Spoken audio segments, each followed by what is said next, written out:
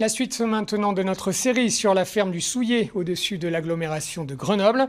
Une ferme qui accueille tout au long de l'année des jeunes en difficulté.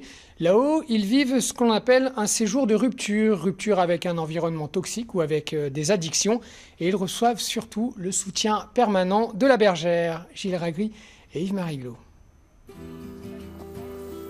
Dans l'épisode précédent, on a fait la connaissance d'Ève Palacios, ses moutons adorés... Désinfectant, bande de cons. Et sa ferme dans le Vercors. Une ferme qui semble sortie d'une chanson de Brassens. On pourrait l'appeler l'auberge du bon Dieu, s'il n'en existait déjà une. Ouverte à tous, surtout aux jeunes qui sont dans la galère, comme Solène, 19 ans, une habituée des lieux. Solène vit à Grenoble. La rue, les addictions, l'alcool, elle a connu tout cela. Les séjours dans cette ferme de montagne ont changé sa vie. C'est un lieu où on travaille, donc on peut pas boire ou voilà. Puis c'est une bouffée d'air frais. Et puis, ouais, c'est un lieu où vraiment dans la montagne, c'est tellement beau que du coup, ça, ouais, on pense pas à tout ça, on pense juste au travail.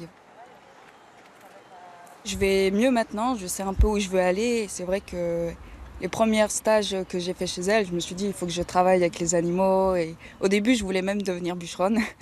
Puis bon, maintenant, j'aimerais plus me tourner vers les vaches, mais c'est quand même agricole, dans la nature.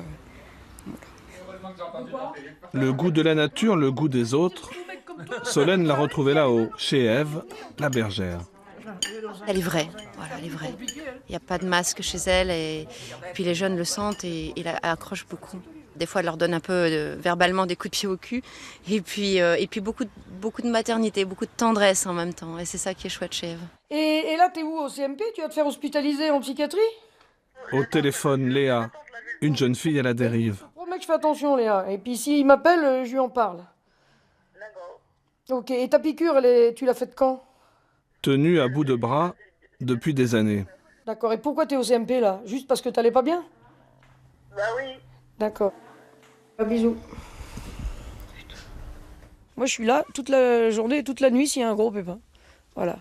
En fait, je suis là comme une mère devrait être, sauf qu'ils en ont pas, quoi. C'est tout. Donc voilà, c'est comme ça. Par exemple, cette fille-là, elle m'appelle des fois 15 fois par jour. D'abord, ça gêne un peu le boulot, c'est le moins qu'on puisse dire. Puis ça vous pompe, quoi. On dirait un aspirateur branché directement sur le cœur, quoi. Et à un moment donné, faut quand même garder des forces pour le boulot, pour les autres et tout. Trop d'âmes perdues, trop de jeunes à sortir du trou, trop de paperasse aussi. Heureusement, Ève a trouvé de l'aide autour d'elle.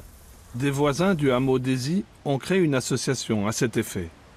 On essaye d'être efficace, de trouver des solutions administratives, de trouver des financements, d'apporter une contribution réelle et concrète.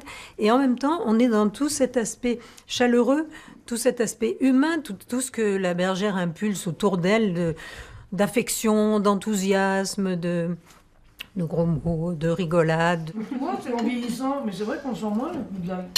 Pose ton sac à Aisy, tel est le nom de l'association, un nom qui colle à la réalité. Ah oui, mais bon, c'est le cœur. Hein. Poser son sac, c'est indispensable. Ils ont un mal-être qui est incroyable. Vous croyez avoir des gosses à la maison qui sont super heureux et tout? Non, ils ont plein de trucs qui vont pas. Il y en a qui ont vraiment des énormes problèmes. Il y en a qui ont des parents alcooliques. Il y en a qui ont vraiment des énormes problèmes qui sont listés. Mais il y en a aussi qui sont simplement un gros sac de mal-être sur l'estomac. J'ai donné à manger aux moutons et je suis allé faire les... Et les moutons alors? Eh bien, ils attendent bien sagement dans les champs. Eux aussi ont leur rôle à jouer dans cette histoire, comme nous le verrons dans le prochain épisode.